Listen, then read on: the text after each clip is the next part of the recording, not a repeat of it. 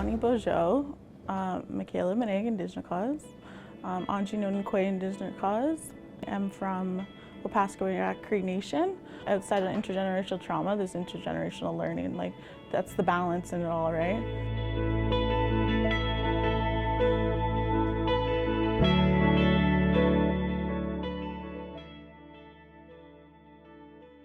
So I started my language journey actually through my mom. My mom was a 60 scoop survivor, and my grandmother on my dad's side was a residential school survivor. So growing up, I wasn't immersed in the culture or the language at all. We actually lived in a very open household where we were able to explore and learn what we'd like. I learned at 15 that I was First Nation, and then from there on I was really destined to learn about my Aboriginal identity. So from there on out I learned about the culture and the language, and then I actually went into school to pursue the language as well. Learning the language is very important, and hand in hand with the language goes culture.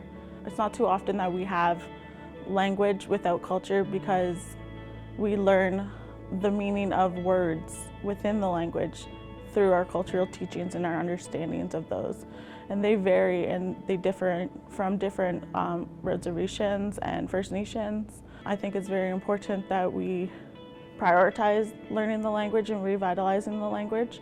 It's very important for well-being, self-identity, understanding ourselves, and bridging that gap in education between knowing who we are and learning as Indigenous people.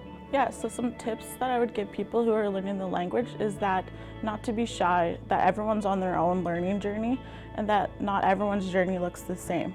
Sometimes we feel held back a little bit and not as confident within the language, but it's important for us to know that within our teachings themselves, that language is on your own journey, on your own time.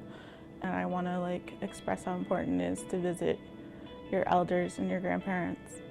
Life goes by so quickly, and we really miss the opportunity to spend time with these people who are so important. And they have so much to share with us.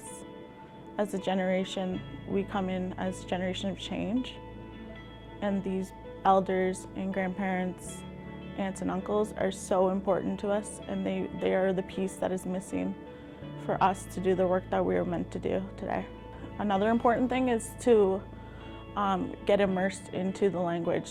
So go see people who speak the language, active people who have known the language from birth. It's so important to hear it, to see it, to feel it, to speak it.